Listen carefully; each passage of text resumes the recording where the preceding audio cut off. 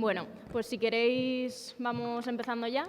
Hoy vamos a hacer una introducción al pensamiento de Silvia Federici y para ello vamos a contar con Ana Méndez de Andés, que es arquitecta, urbanista y miembro fundador del Observatorio Metropolitano, y tenemos la suerte de que ha participado con Silvia en numerosos congresos, seminarios y bueno, que ella mejor que nadie la conoce para explicarnos las principales líneas de su pensamiento. Así que, cuando quieras. Bueno, muchas gracias.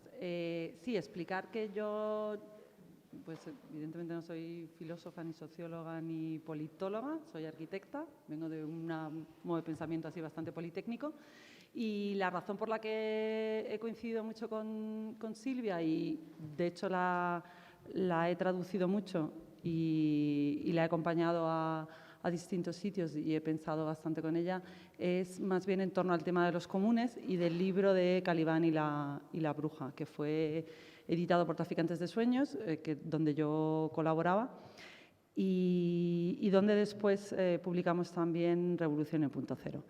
Este tema de los comunes engancha con otras publicaciones que habíamos hecho también en Traficantes de Sueños, como el libro de Peter Leinebaugh de la Carta... ¿Cómo se llama? La Carta Magna. Y bueno, hablaré un poco de este tema porque Peter Leinebaugh forma parte de un colectivo en el que también estaba Silvia Federici.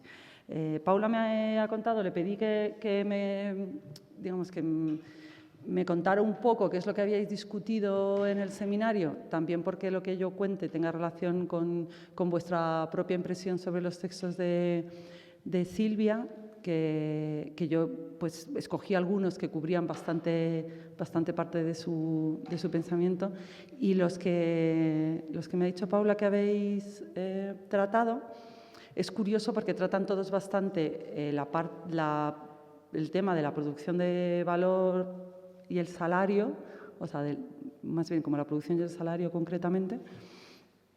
Creo que el tema principal que trata Silvia Federici a lo largo de su extensa carrera es precisamente el de la reproducción y el de los comunes, que se podría considerar casi lo opuesto al enfoque muy preciso de estas decenas de páginas que habéis tratado hasta el momento. Pero sí que me parece que puede ser interesante empezar por esta discusión sobre el salario para el trabajo doméstico, que es la campaña en la que Silvia estuvo trabajando en Estados Unidos, que se llama Wages for Housework, y la idea, digamos, que reproduce también la discusión que tuvieron en los años 70 sobre la comercialización o no, ¿no? O sea, esta idea de que si pagas un trabajo, que se podría considerar de reproducción, lo estás monetarizando.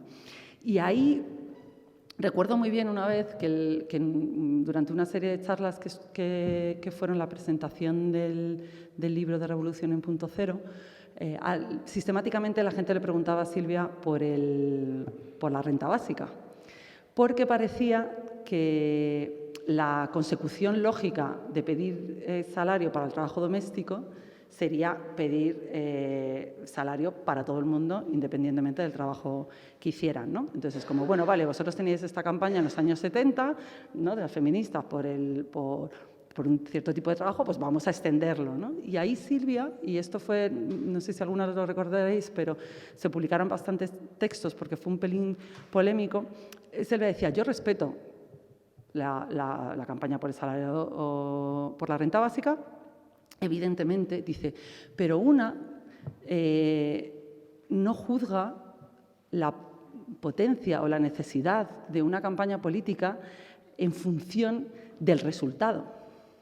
No es que el resultado sea más deseable. Dice, si nosotros hiciéramos campañas en función del resultado deseable, estaríamos haciendo campañas todo el rato por la paz mundial, porque evidentemente, si lo veríamos, o sea, cuál sería el mejor mundo posible, sería uno en el que no hubiera guerras, y entonces dice, pero eso no opera. Lo que tenemos que juzgar es la capacidad de politización de la campaña y no la bondad de sus resultados. ¿Por qué era interesante para el movimiento feminista en los años 70 hacer una campaña por el salario para el trabajo doméstico?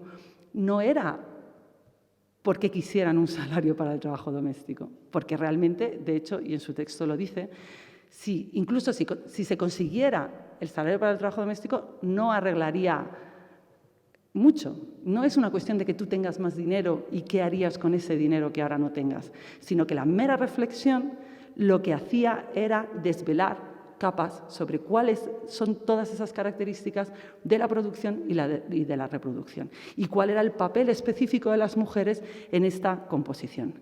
Y lo que ella decía es, la campaña de la renta básica pone capas sobre esa situación.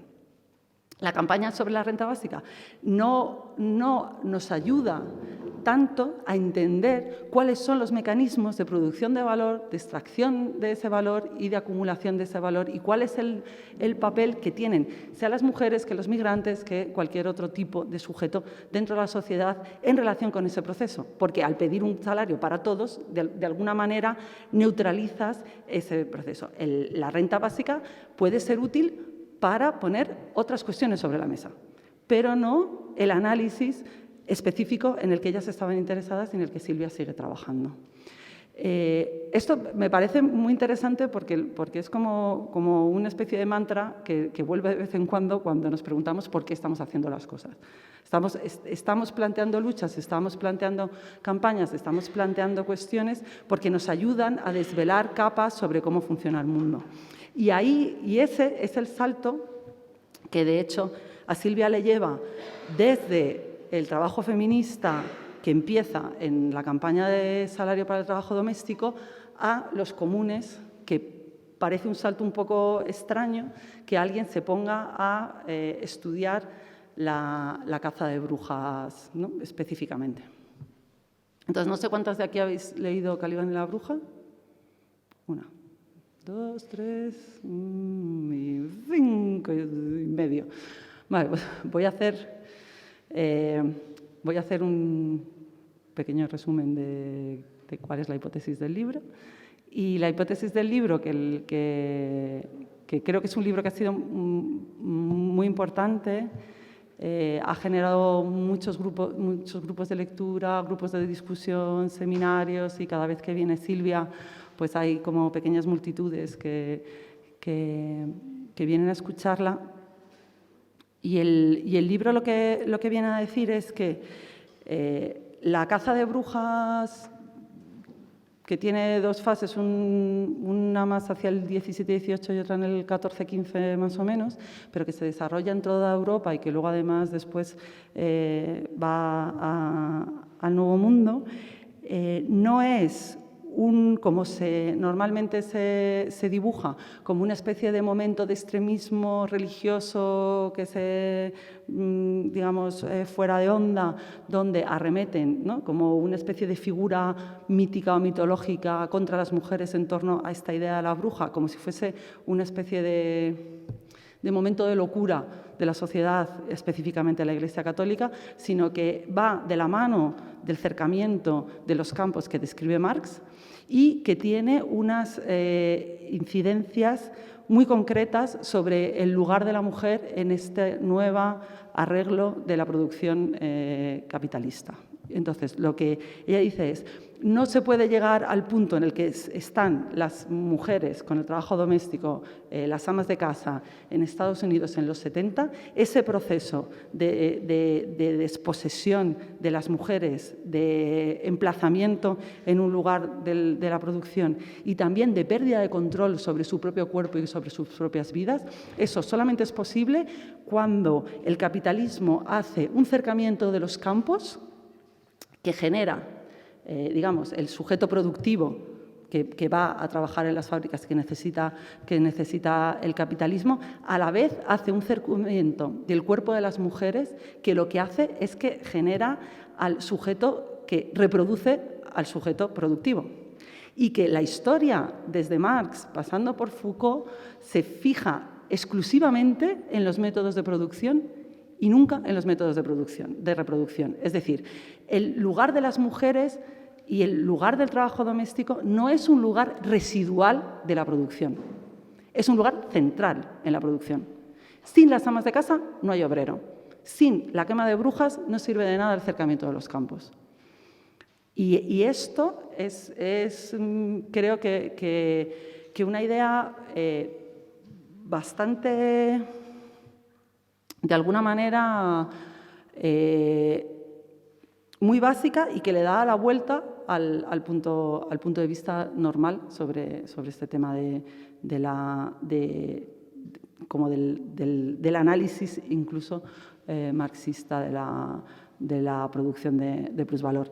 El libro lo que hace es que esta hipótesis la estudia y la va siguiendo en torno a cuál era el tipo de juicios que se hacían.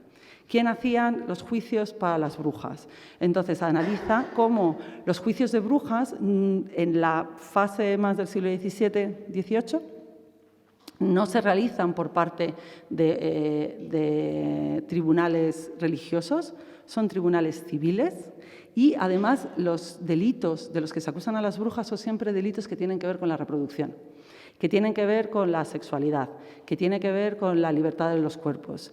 Pero además también, y esto va paralelo al acercamiento de los comunes, se persigue a las mujeres que son viejas, a las mujeres que son pobres, a las mujeres que tienen la capacidad de reivindicar los comunes, las costumbres que había, ¿no? De repartir la madera, de repartir el espigueo, es decir, toda una serie de prácticas de comunalización que, por una parte, atacan al sistema capitalista, pero que de una manera más profunda lo que hacen es poner en cuestión el nuevo régimen del mundo moderno, que es un régimen basado en la propiedad perfecta y en la eliminación de toda una serie de derechos que en los comunes se superponen. Es decir, los comunes eran regímenes donde, si cogemos el ejemplo más canónico de los bosques de los commons en Inglaterra, los commons eran en una proporción bastante alta, por ejemplo, bosques reales, que en realidad pertenecían al rey, y entonces el rey en el bosque podía cazar, pero los habitantes podían coger madera para hacerse un carro y las mujeres mayores podían coger leña para calentarse, pero también los que tenían un cierto tipo de estatus podían llevar a los cerdos para que se alimentaran, y además todo el mundo podía coger moras y podías coger miel. Digamos, todo ese entramado es un entramado de distintas capacidades y de distintos derechos que se contrapone con la construcción del mundo moderno, en donde cuando eres propietario de una cosa, eres propietario de esa cosa de arriba abajo. Entonces, es como digo, el libro de Caliban va haciendo este análisis. El trozo que vosotros habéis leído es el que analiza, digamos, creo que es el que analiza también cómo el Estado, a medida que se va constituyendo el Estado ayuda, ¿no? a todo ese proceso, y desde las instituciones, desde esta cosa de poner el control del nacimiento en manos de los médicos y no de las parteras, ¿no? Por ejemplo, pero también de sancionar desde el punto de vista institucional ciertos tipos de comportamiento. Como decía antes, se perseguían y se sancionaban comportamientos que tenían que ver, pues, con mujeres que no se atenían a las reglas de la familia.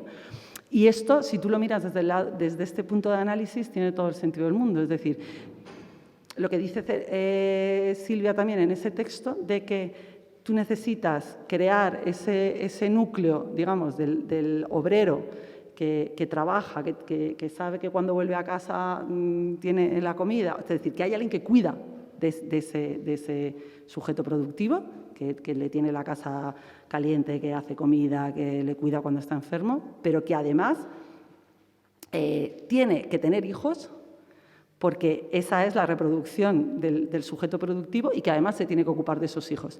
Entonces, no puede ser licenciosa, no puede practicar abortos, no puede decidir si tener hijos o no. O sea, es que los hijos hay que tenerlos porque necesitas, digamos, continuar esta cadena productiva. Entonces, este trabajo, como decía antes, se enmarca, y probablemente Caliban y la bruja es como su última obra, que hace, ¿no?, como esa vuelta de pensar cuáles son los orígenes, vamos hasta los orígenes de esta situación que estamos viviendo ahora. Pero creo que otra característica de la relevancia del pensamiento de Silvia es que es un pensamiento tremendamente situado. Otra vez, no sé cuántas habéis estado en alguna charla, ¿no? ¿Alguna vez? ¿Charla de Silvia Federici? ¿Alguna vez la habéis visto? Una, bien. Dos. Yo he estado prácticamente en todas las que, no en todas, pero en muchas de las que ha dado en España y algunas en otros sitios. No sé, haber estado en 15 o 20 igual. Y todavía me asombra, cuando volvemos otra vez a Barcelona y volvemos a dar otra charla, que a lo mejor es la charla número 10 que da, cómo un montón, hay gente, ¿no?, que luego se acerca con esta idea de, o sea, hay como una especie de idea luminosa que yo no tenía antes, que entiendo que yo, Ana, no soy capaz ni mínimamente de transmitir. Y esto tiene que ver con el sitio desde el que habla Silvia, y que yo creo que se entiende muy bien en el libro de Revolución en Punto Cero.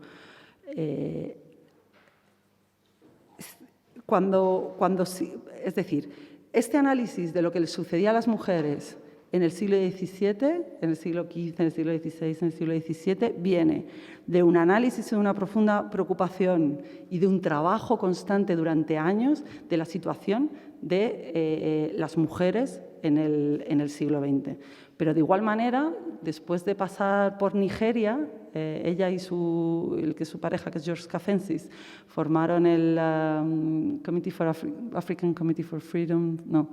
Academic Freedom in Africa, porque ellos llegaron en los años 90 a Nigeria justo en el momento en el que se implementaban las medidas estructurales en Nigeria, que se empezaba a privatizar la educación, que se empezaba a privatizar también la extracción del petróleo. Es decir, que viviendo en sus propias carnes estos procesos es cuando luego, por ejemplo, el otro texto sobre el carácter transnacional, ¿no?, del trabajo femenino, viene precisamente como de esa vivencia que tiene que ver como mucho con su cuerpo.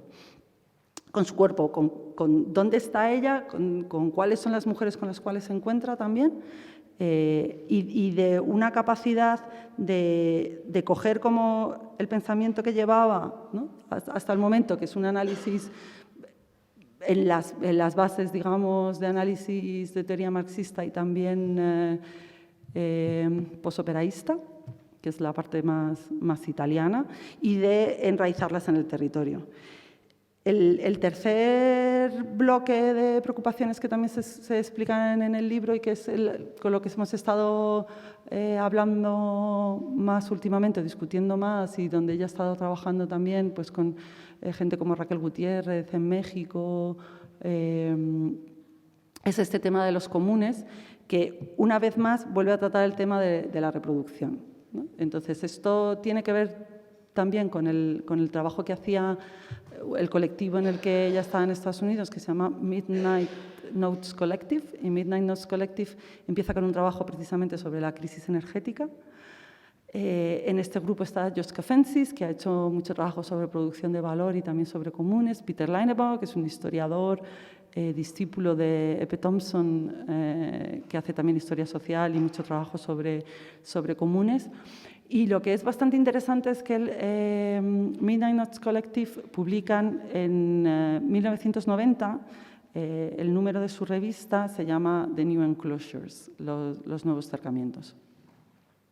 Este es el mismo año que Elinor Ostrom, que es una de las teóricas de referencia de la teoría sobre comunes, publica este libro canónico que se llama El gobierno de los bienes comunes.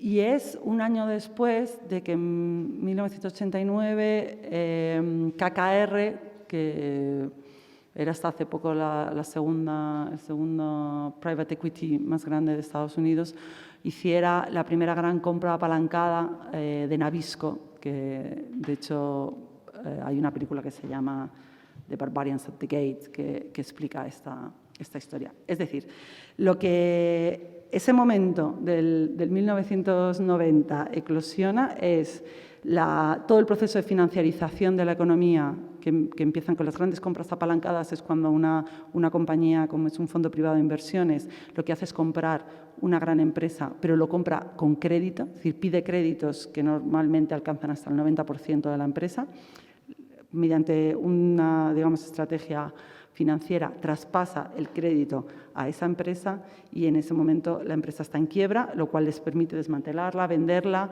en las últimas fases de los fondos privados de inversión. Lo que hacen más bien es como ponerlo en grado, digamos, último de producción y después de un cierto tiempo venden la empresa entera por partes. Esto era un poco como, no sé si os acordáis del carácter de Richard Gere en Pretty Woman, que era un tipo que hacía básicamente esta movida, ¿no? Entonces, este modo de producción, este nuevo modo de producción de economía financiera va aparejado con un proceso que son estos nuevos cercamientos, que son precisamente el cercamiento a específicamente los medios de reproducción social. Aplicado en otros entornos, veríamos que este acercamiento a los medios de reproducción social significa, por una parte, por ejemplo, la privatización de todos los servicios asociados con el antiguo welfare state, por una parte. Por otra, también, digamos, la puesta en valor o la puesta en estrés de todos los modos de organización social, también por la carencia de estos servicios de reproducción, pero también es la privatización del espacio público, etcétera, etcétera, etcétera.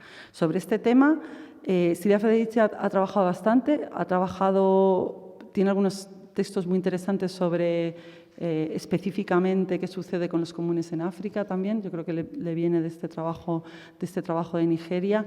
Y lo que ella pone en relieve ahí, y a muchas se nos olvida también, incluso cuando hablamos de comunes, es que parece que este nuevo hype de los comunes está basado en experiencias de bancos de tiempo, de huertos urbanos, de, no sé, cooperativas de vivienda, que son experiencias maravillosas, ¿no? O sea, pero que no tienen en cuenta que hay una parte muy grande del planeta, estamos hablando de millones de personas, que todavía viven de los comunes. Esto es muy obvio en África. La única manera por la que en África puede haber una renta per cápita de $1 al día es porque la economía no está financiarizada, o sea, no está ni siquiera monetarizada. Hay grandes partes de la población en África que todavía viven de bienes comunes, de campos comunes y de recursos comunes. Recursos que además son en su mayor parte sostenidos por las mujeres.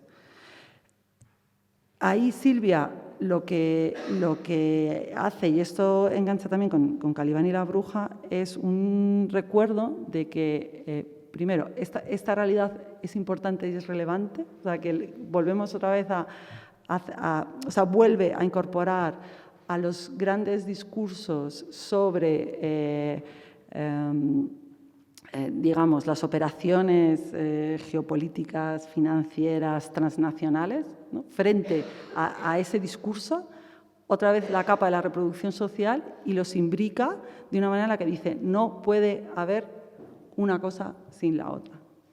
No hay grandes operaciones transnacionales sin que, por una parte, haya un refuerzo existan unos comunes y, además, el análisis de cuál es ese acercamiento de los comunes. Es decir, a día de hoy sigue habiendo cazas de brujas. Y no estoy hablando de las cazas de brujas de McCarthy ni nada por el estilo. O sea, sigue habiendo juicios de brujería. En Asia, en África, hay mujeres que son quemadas, que son juzgadas por brujería y son quemadas. Y esto, de hecho, corresponde por los lugares donde se está sucediendo cercamientos de bienes comunes y de propiedades, es decir, la privatización otra vez de la producción. Entonces, yo creo que eso es un trabajo que no... También un trabajo intelectual que no se basa en una gran teoría explicativa del mundo, sino que intenta, de una manera que además a Silvia, por cómo es y porque tiene una energía infinita y porque está todo el día como de un sitio a otro, le permite ir engarzando los procesos de las mujeres y los procesos de la reproducción y una teoría feminista desarrollada desde los años 70, con estos grandes, digamos, relatos del mundo que se fijan sobre la producción.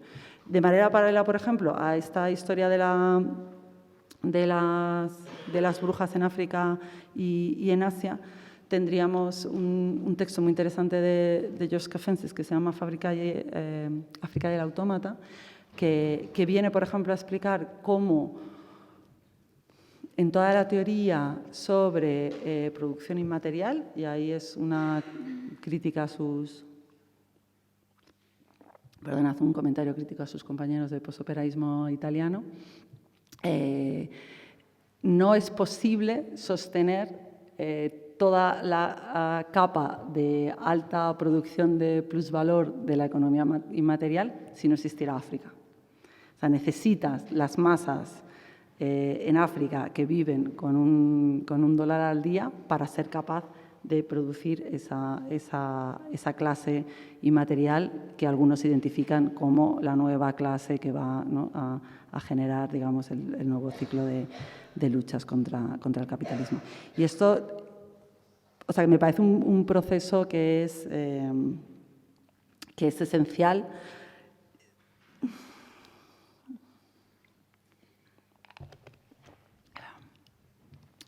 Porque de alguna manera, igual que sucede con los comunes, lo que hace es crear un relato del mundo, pero también un cierto tipo de práctica política que se coloca en un sitio distinto,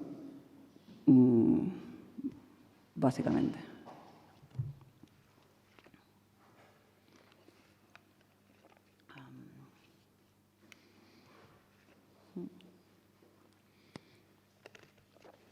Entonces, ahora lo que me gustaría, porque tengo realmente mucha curiosidad, y lo que me pasa con Silvia también es que me resulta un poco difícil explicarla, porque creo que está imbricada con muchos procesos pequeños, es que me contarais vosotras qué es de lo que habéis leído, más allá de esta discusión sobre si el salario monetariza o no monetariza el trabajo doméstico, qué es lo que habéis visto ahí que os atraviesa, si es que hay algo que os atraviesa.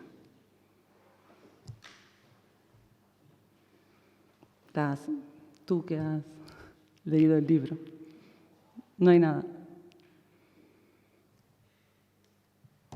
No. A mí me llamó la atención cuando leí el libro, lo que has dicho tú es como hay ideas nuevas y son ideas muy luminosas que te encantan todo, o sea, que te chocan por eso.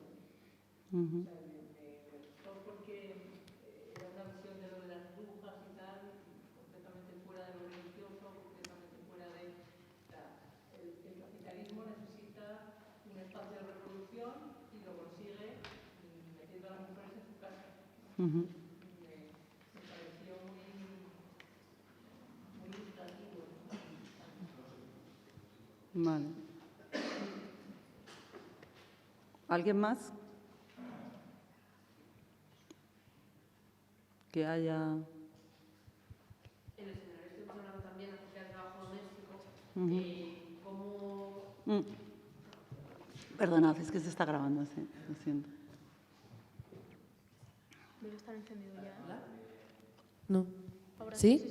Bueno, tampoco quería que se me oyera mucho, pues digo alguna borrada, pero bueno. Que el seminario estuvimos hablando un poco también acerca del trabajo doméstico, cómo las mujeres occidentales, sobre todo, estamos pudiendo incorporarnos a lógicas de trabajo que están ajenas del espacio doméstico gracias a que mujeres migrantes se están haciendo cargo de ese trabajo.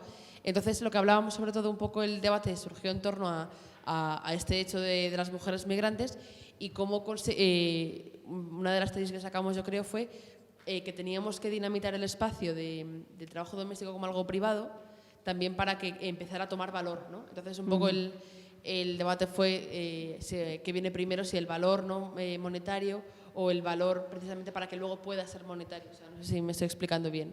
Si primero tenía que venir el salario o primero tenía que venir el valor social de reconocimiento por parte de la sociedad y empezar a ver como algo público.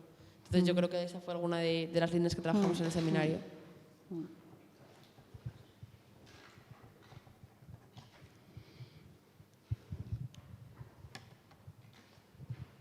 ¿Nadie más?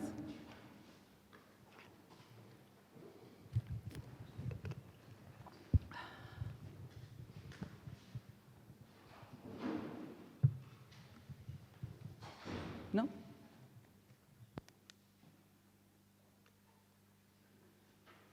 Vale. Por favor. Hola. Que una de las cosas que me ha llamado la atención es que en su libro de Revolución en Punto Cero habla mucho de esta crisis reproductiva, pero yo no sé si tanto se puede denominar crisis o que verdaderamente el sistema, o sea, entendiendo crisis no como momento coyuntural, sino como que verdaderamente el capitalismo en sí ejerce una crisis permanente, no coyuntural, reproductiva.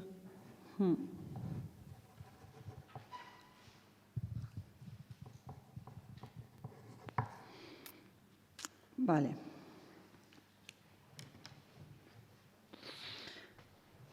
Vale, voy a volver al momento este de los new enclosures, ¿vale? Y de la crisis de la reproducción. O sea, la teoría de los nuevos acercamientos lo que viene a decir es que Marx define como acumulación primitiva. De hecho, aquí este es este juego, ¿no? O sea, durante mucho tiempo se tradujo la acumulación originaria como por acumulación primitiva. Esto es digamos, una decisión de traducción del alemán. Y hay una diferencia importante y hay un momento en el que esa traducción pasa de considerarlo una acumulación primitiva a una acumulación originaria.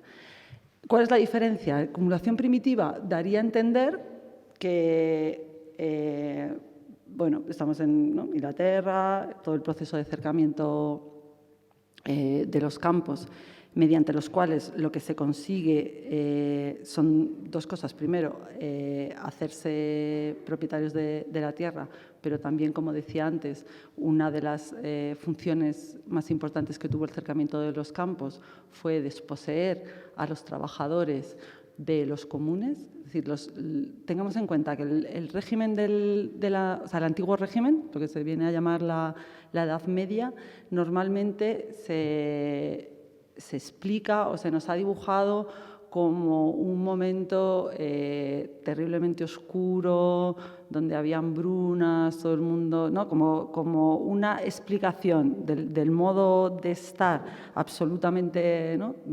oscura, the Dark Ages también, ¿no? la edad oscura, a la que los tiempos modernos, es decir, el capitalismo, traen la luminosidad, la racionalidad y la libertad. Esto es cierto, quiere decir que tiene partes que son innegables, es decir, no había todos estos regímenes de servidumbre, pero el antiguo régimen también lo que tenía en torno a los comunes era una capacidad alta de reproducción de la gente en torno a estos campos, bosques o recursos comunes, en donde la comunidad, todos los miembros de la comunidad tenían derecho al acceso a estos recursos. Los bienes comunes en España, bueno, normalmente lo que sabe la gente de los bienes comunes son, aparte de los bosques, pues los campos comunes, pero hay un rango muy amplio sobre cuáles eran estos derechos, ¿no? O sea, como decía antes, tenías derecho a coger leña para construir tu casa, y esto se llamaba houseboat, pero tenías también derecho a coger maderas para construir un carro, esto es chimney, tenías derecho a coger leña para calentarte, también tenías derecho a coger turba, pero también tenías el derecho de paso, por ejemplo, tenías... y, bueno, esto en campos y en bosques concretamente, ¿no? Luego en los derechos, por ejemplo, hay derechos también de pesquería, gestión comunal de aguas, como por ejemplo el ejemplo más famoso es la acequia de Valencia. Pero este conjunto, si cogemos el ejemplo que define Marx en El Capital, de recursos que eran colectivos y que estaban al alcance de la comunidad, lo que hacían era asegurar una capacidad reproductiva mínima. O sea, tú siempre, o no siempre, en grandes casos, tenías la capacidad de construirte una casa, estar caliente, comer aunque fuera setas y moverte de un sitio a otro. Son libertades y derechos súper básicos que no creo que ni siquiera a día de hoy podamos asegurar que esto esté ni mínimamente garantizado. De hecho, esto lo cuenta Peter Leinebaum en su libro que se llama El Manifiesto de la Carta Magna. La construcción de los derechos políticos que se establece canónicamente en el mundo anglosajón en torno a la Carta Magna, firmada en el 1515, sí, ¿no? El 13, podría ser, 1513. ¿Qué establece? Se llama la Carta de las Libertades, establece las libertades básicas políticas. Tipo, nadie te puede... O sea, básicamente eran los derechos de los varones, se suele definir los derechos de los varones con respecto al rey. Pero básicamente lo que estaban diciendo es, el habeas corpus se define allí, es decir, enséñame el cuerpo, significa tú no puedes encerrar a alguien y hacerlo desaparecer y no dar cuenta. Le tienes que llevar ante un tribunal. Además, le tienes que acusar de algo y además tienes que ser juzgado por tus iguales. Además, no te pueden, que tiene otros, establece otros derechos como que no te pueden extraditar a un país donde ese país, por ejemplo, te esté buscando y no sepas qué va a suceder. Es decir, este texto establece en torno a este conflicto entre los varones y el rey, cuáles son los derechos políticos, los derechos digamos, no absolutistas. 2 años después de que se firmara la Carta Magna, porque el rey no cumplió la carta y entonces los varones se aliaron con los franceses, entonces volvieron otra vez a entrar en guerra y entonces volvieron a ganar, forzaron otra vez al rey, que ya no era Juan sin tierra, sino su heredero, a que firmara otra vez la Carta Magna, pero esta vez la Carta Magna se firmó con otra carta que se llama la Carta del Bosque. Y la Carta del Bosque define exactamente cuáles son todos esos derechos que tiene la gente común de coger recursos de los bosques que, como decía antes, eran del rey. Y el derecho de pasar y el derecho de que, ¿no?, las viudas tengan su parte de leña para calentarse y todo. Lo que explica el libro del Manifiesto de la Carta Magna, que va siguiendo todas las aventuras de la Carta Magna a lo largo del tiempo, de la Carta Magna y la Carta del Bosque, y de hecho se pregunta por qué a partir de la Revolución Inglesa se separan esas dos cartas, la Carta del Bosque desaparece y la que se sigue reproduciendo, y de hecho la que está, ¿no?, digamos, considerada, como decía antes, como el principio de las libertades políticas es solamente la Carta de las Libertades. Lo que viene a decir es: no hay libertad política, no hay democracia política sin democracia económica. No puede haber una igualdad de derechos políticos si no hay una igualdad de derechos de reproducción. Y esto es básico, o sea, por eso la historia de la crisis de la reproducción. Es decir, lo que hace el capitalismo en la acumulación originaria, que no primitiva, o sea, no es el cercamiento de los campos que permite la primera acumulación del capitalismo, no es una cosa primitiva que sucedió una vez y entonces ya el capitalismo va rodando, sino que ese conjunto de textos, ese conjunto, digamos, de reflexiones que empiezan en la década de los 90, lo que están diciendo es: en las sucesivas fases del capitalismo siempre hay una acumulación originaria. Siempre vuelve a haber cercamientos que a veces son a los campos o los bosques, cuando son los bosques los que te permiten la capacidad de reproducción, pero que son cercamientos que se van reproduciendo en otros campos. Si, por ejemplo, cogemos el campo de incluso la reproducción inmaterial, con todas las críticas que podamos tener al autómata con respecto a África, el movimiento, o sea, todos los procesos de cercamiento de acceso al conocimiento, como podríamos tener, por ejemplo, ahora, yo qué sé, toda la lucha que hay en este momento por el Open Publishing en el mundo de la publicación académica con respecto a unas estructuras que lo que están haciendo es poner detrás de muros, es decir, cercar el acceso al conocimiento académico en base a estrategias donde lo que sucede es que para que las bibliotecas tengan acceso a los productos intelectuales que ellas mismas están colaborando a hacer en torno a su producción, pero también en torno a su revisión y a veces incluso publicación, tienen que gastar cantidades enormes de recursos. De hecho, creo que las universidades en Estados Unidos ya han dicho que para dentro de poco tiempo, dentro de 1 o 2 años, no van a ser capaces de comprar libros porque solamente las suscripciones a las revistas científicas les agotan todo su presupuesto de adquisición de materiales. O sea, editoriales como el Biber alemana tiene unos ratios de beneficios que el Deutsche Bank le dice que son absolutamente irrazonables. O sea, ese cercamiento, como puede ser el cercamiento, la extensión ad infinitum de los derechos de autor que se ha ido modificando, especialmente en el campo de los derechos de autor, en torno a la muerte de Walt Disney y de cuando acaban los derechos de Walt Disney, y esto ha provocado sucesivas ampliaciones de los derechos de autor, pero que se expande prácticamente en todas partes del mundo.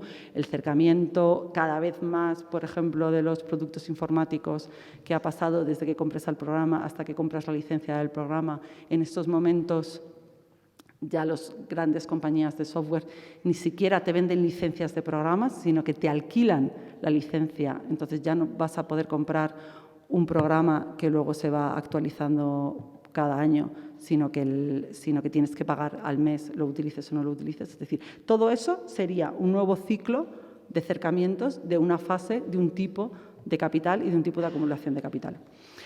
Silvia dice, o se fija en la crisis en todos esos distintos campos de la reproducción, es decir, que podríamos hablar de reproducción social en torno al conocimiento. En el caso de los campos y de los bosques, serían las condiciones materiales de la reproducción social. Ella, en ese momento, se fija en la capacidad de reproducción social y la crisis de la reproducción social en torno a los cuidados y en torno a cierto tipo de actividad relacionada con lo que llamamos el trabajo doméstico. Que el trabajo doméstico tiene una gran carga de cuidados, o sea, de mantenimiento también, digamos, de condiciones físicas, de no sé,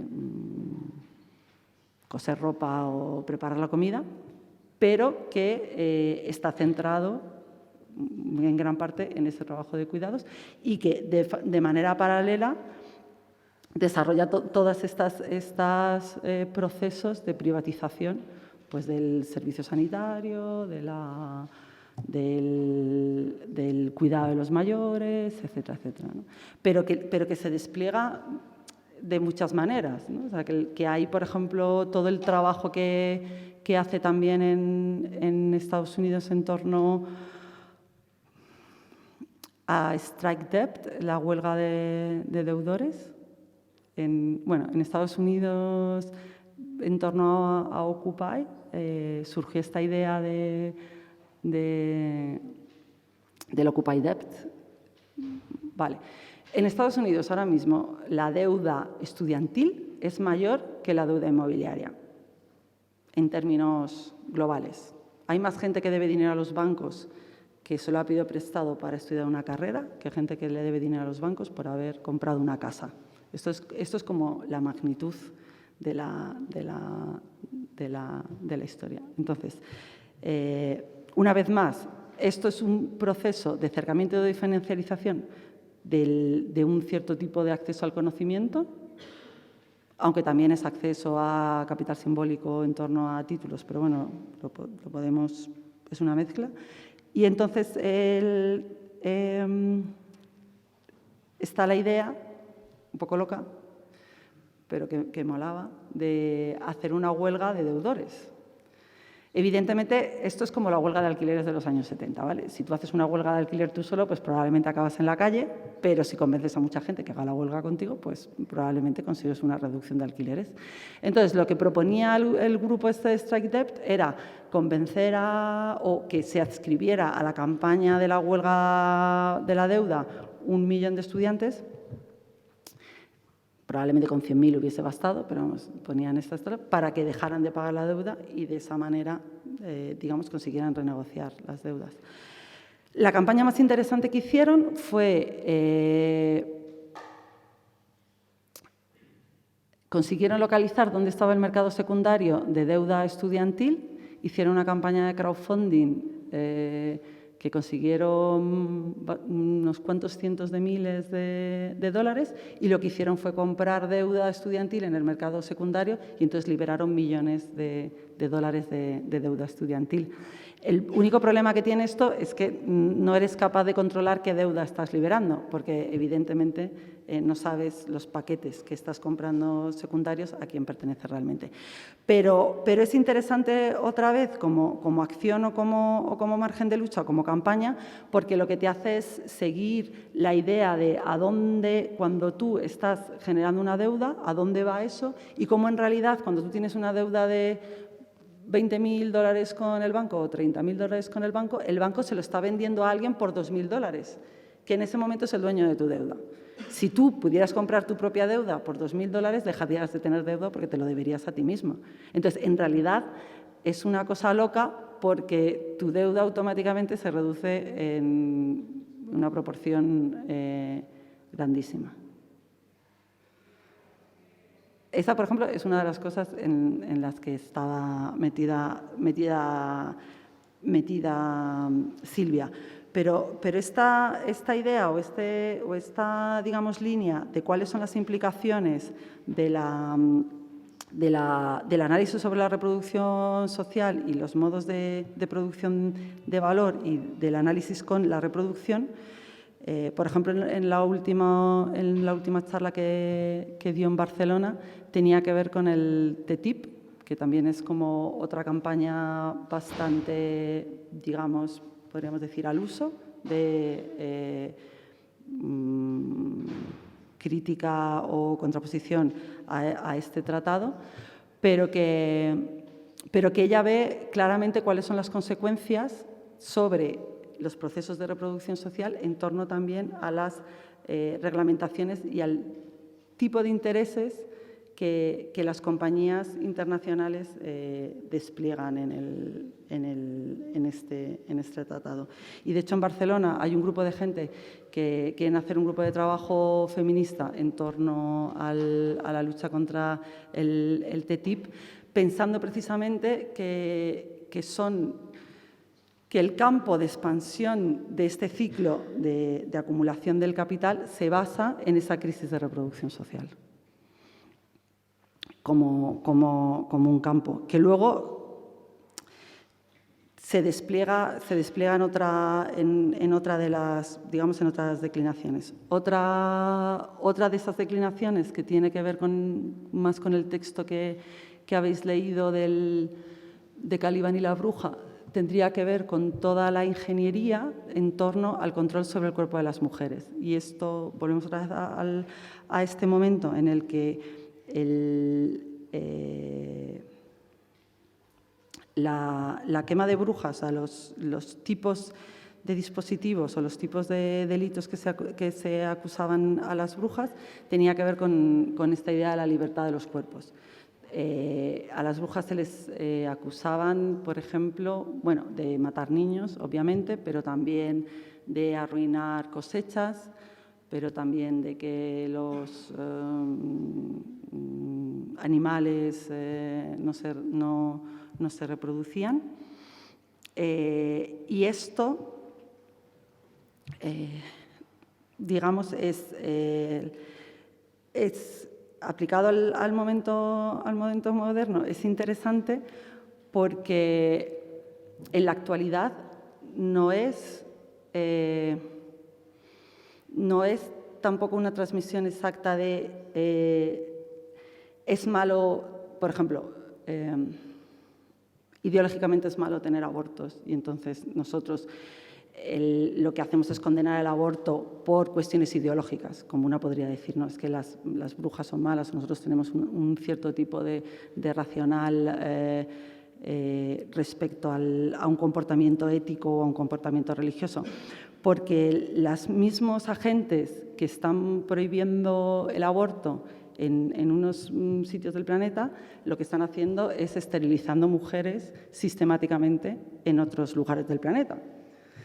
En una cosa externa, creo, no sé si era últimamente había sido en Lima, esta manifestación de mujeres que van como las piernas manchadas de rojas, ¿no? O sea, de rojo, que estaban precisamente denunciando esto. Es decir, que tú puedes tener dos extremos, en el que en un extremo tienes esterilizaciones forzosas ¿no? y un control total sobre la reproducción, donde ciertos, digamos, tipos de mujeres no se pueden reproducir en absoluto, y en el otro extremo puedes tener una reglamentación como hay en Estados Unidos, donde en algunos estados de Estados Unidos en este momento, si tú, por ejemplo, en el caso más extremo, estás viviendo con un hombre violento y puede que vivir con esa persona, ¿no? y los maltratos que te produce le dañen al feto, puedes ser acusada de homicidio. Y esto es que no es una exageración, es una broma, esto está pasando en ciertos estados de Estados Unidos, donde a lo mejor mujeres que habían consumido drogas y que luego tuvieron algún tipo de malformación, aunque probadamente esa malformación no tuviese nada que ver, o tuvieron un aborto y aunque probadamente ese aborto no tuviera nada que ver con, por ejemplo, su consumo de drogas, han sido encarceladas y acusadas de homicidio. Es decir, que esto y esto está pasando ahora, o sea, no estamos hablando de... Quiero decir que esto es como dos momentos súper como extremos de una lógica que es este control de las mujeres sobre su cuerpo y que o sea, que lo que dice el libro, y vuelvo a repetir que es una idea como bastante sencilla, pero que es como muy profunda y como muy esencial, es que si miramos a todos esos procesos desde el punto de vista de la ideología enunciada, no nos permiten entender cuál es el proceso, porque hay una discrepancia entre que tú defiendas un feto absolutamente hasta la muerte y que luego esterilices a otra persona. Pero que eso tiene que ver precisamente con una serie de procesos que se han ido desarrollando a lo largo de siglos y una producción de un sujeto que es el sujeto mujer, relacionada con con toda esta capacidad de la reproducción social, que es sujetada porque cumple un papel absolutamente clave en el proceso de producción y que en el momento, además, en el que se libere y rompa esas cadenas y esas sujeciones, hay todo como una especie de castillo que se deshace y que es, como decía antes, absolutamente central.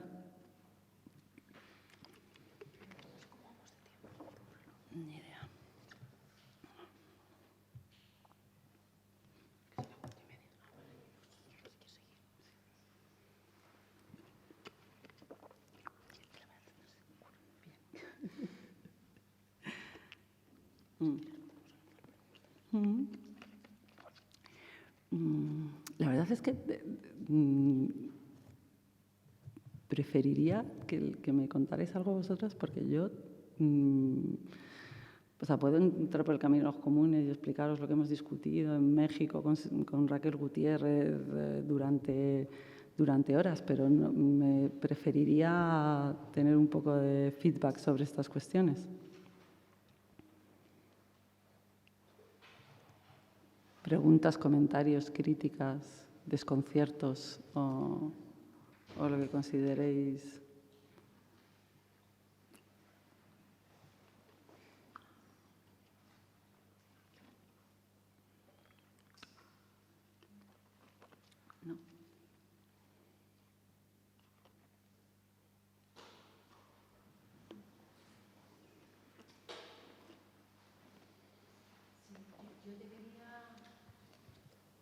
Hola. Yo te quería preguntar sobre el tema de, porque no lo conozco, si Federici ha trabajado sobre el tema de las semillas transgénicas y el problema que está habiendo en India, un poco parecido a lo que has hablado de África, donde se han suicidado 300.000 campesinos en los últimos 10 años por no poder pagar la deuda. Lo digo porque me parece que es bastante similar al proceso de los cerramientos en Inglaterra, ¿no? El proceso de privatización de un bien común que, como han sido siempre las semillas.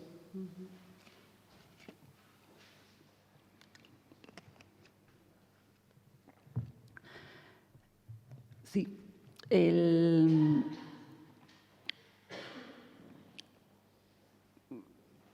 me parece, lo que es muy interesante, que decir que la persona que ha trabajado más sobre eso es Vandana Shiva, que es una teórica, bueno, una activista india que probablemente haya trabajado mucho más que Silvia sobre este tema.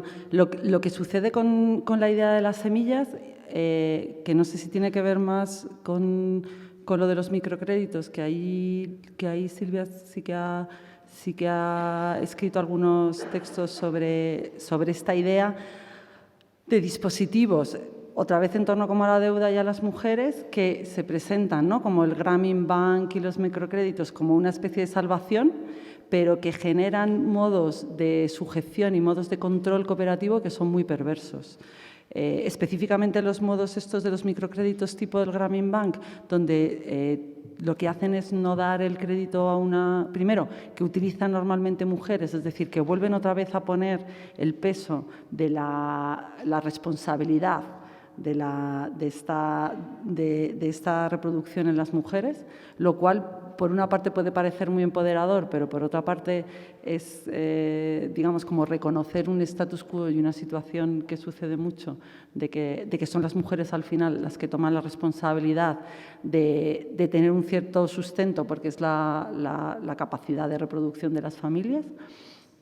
Y luego el hecho de que cuando tú le das el crédito a las mujeres, este sistema no funciona por sistemas de cooperación y de solidaridad, es decir, no es un sistema en el que tú digas somos más fuertes porque somos varias y si una no llega nos hacemos, digamos, sistemas de apoyo mutuo, sino que en realidad lo que están proporcionando son sistemas de control. Entonces, la perversidad del sistema es que no hace falta que yo tenga agentes y controladores desplegados por un territorio que es disperso, con pocas infraestructuras, porque estoy consiguiendo que sean las propias mujeres las que son las policías de sus compañeras, porque si esa persona no paga, voy a tener que pagar yo. Entonces, esto, de hecho, sería como, por una parte, aplicado al caso concreto de las semillas, evidentemente es el acercamiento de los comunes o de cierto tipo de capacidad de reproducción va desde los bosques hasta el conocimiento inmaterial, las semillas, pero podríamos incluir el ADN, por ejemplo, en este acercamiento, ¿no? Cuando cierto tipo de investigación basados en análisis de ADN son patentados y entonces no permiten que quizás ni siquiera tú tengas acceso a ese conocimiento. Entonces tiene como la doble vertiente. En el caso de India y del análisis más ecológico, como digo, la figura más de referencia sería Vandana Shiva, que hace un trabajo fantástico. Y por otra parte también, pero me viene a la mente, es como un poco analizar cuáles son estas figuras de pensamiento que son mujeres que tratan este tema de los comunes en función con la reproducción y que son normalmente figuras muy poco conocidas. Activistas como Vandana Shiva, que es muy famosa pero no muy discutida, pero luego también figuras como María Rosa Dalla Costa, que es una teórica italiana, o María Mies, ¿no?, en Alemania. O sea, que creo que lo que sucede también es que hay como todo un campo de pensamiento muy concreto que tiene que ver con estas prácticas más situadas y que tienen que ver con un pensamiento feminista y y más articulado en torno a los comunes, que son en gran parte desconocidas. De hecho, María Mies, con un prólogo de Silvia Federici, lo va a publicar dentro de poco, Traficantes de Sueños, que tiene un libro bastante canónico que no ha sido nunca publicado en español. Y ahí hay como toda una línea de pensamiento que es en general bastante poco discutida.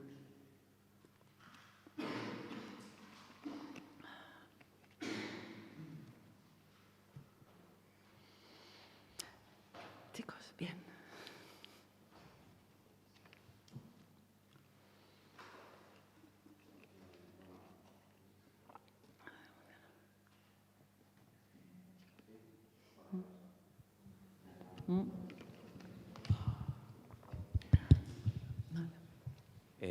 No, era por preguntarte, hola, buenas tardes y gracias. Por la operación económica esta que comentabas, ¿no? De cómo la operación económica, no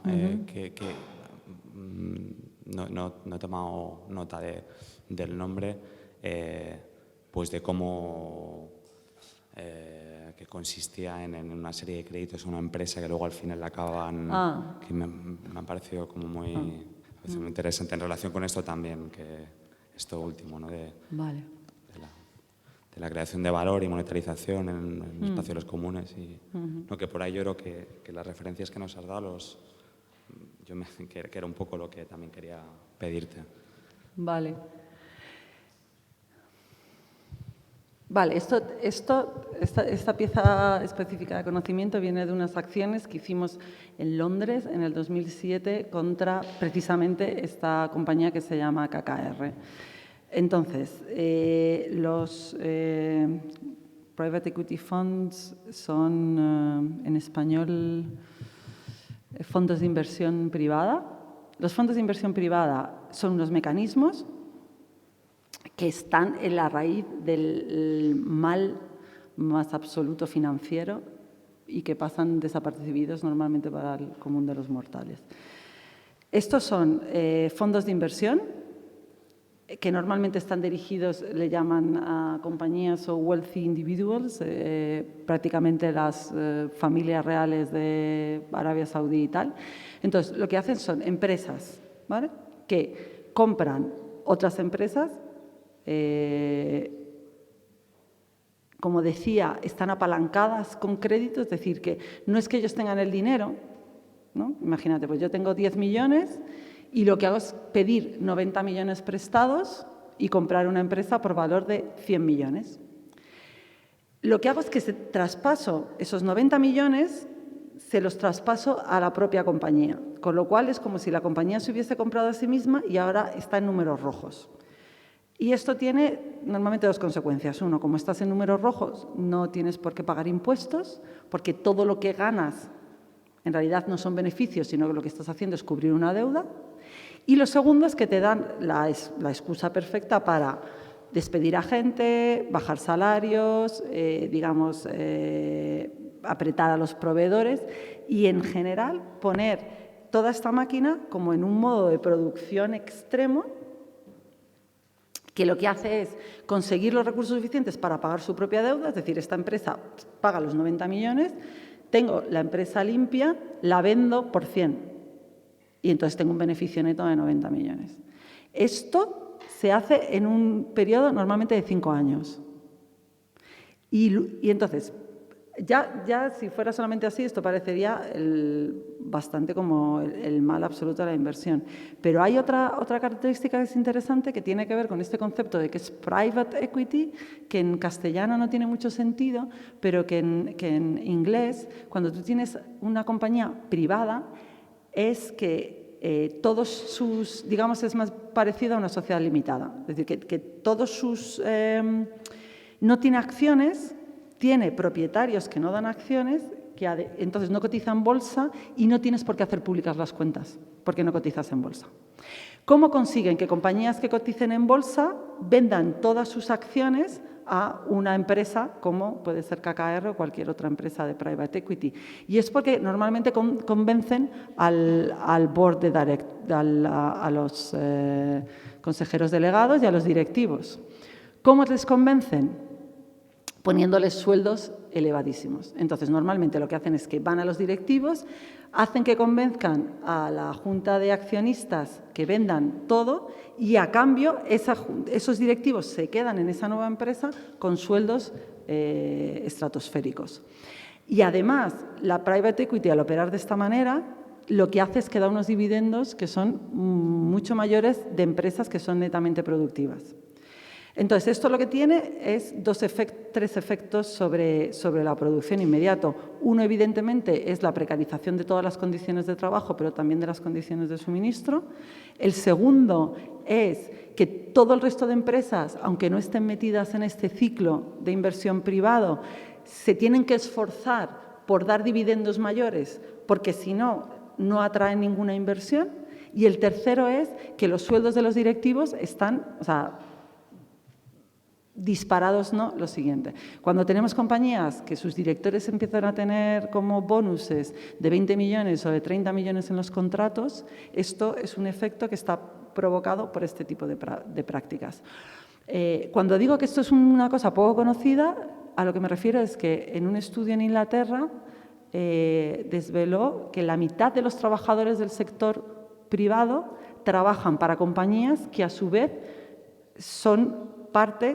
han sido compradas por una private equity, por un fondo de inversiones privado. Es decir, que esto, como es un sistema, como que ya hay un sistema de cascada, pero es que tu dueño al final, una empresa, por ejemplo, como Boots en Inglaterra, pues su dueño era una private equity. Esto estoy hablando del 2007. Lo que sucede también es que cuando venden esa empresa con esos buenos resultados, tenemos tantos beneficios, hemos producido tanto, no sé qué, dejan la empresa también en un modo, digamos, de explotación último, en el que es como que vas a ordeñar la vaca, pero que no sabes cuánto va a durar. El que coge la empresa lo coge en un modo de producción súper bueno, que no sabes cuánto va a durar, pero digamos que lo agotas, y cuando lo agotes ya lo volverás a vender por menor precio o a trozos o como fuera. La locura del sistema es tal que yo formé parte de esta campaña que se desplegó en Londres, de hecho con ayuda del sindicato, un sindicato americano, que son los que habían hecho también la famosa campaña de Justice for Janitors para los empleados de limpieza. Y tiempo después volví a Madrid. De repente estaba trabajando en una universidad privada y veo, en un momento dado, me fijo como en un cartel y en un logo, y entonces era como, esto lo ha comprado Laureate Universities. Busco en Google, el dueño de Laureate Universities era KKR.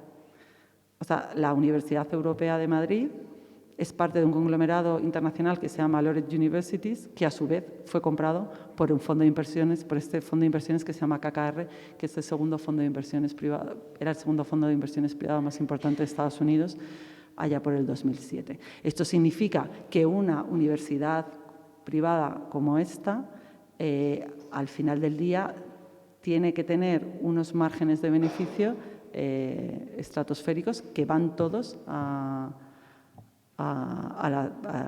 en este caso a Baltimore, que era la sede de Laureate. Es un sistema infiltrado en la vida diaria de una manera bastante increíble.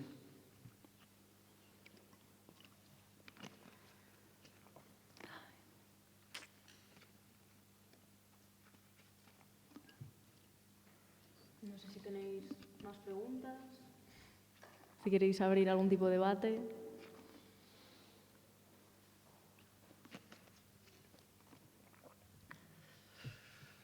¿No tienes alguna? No sé.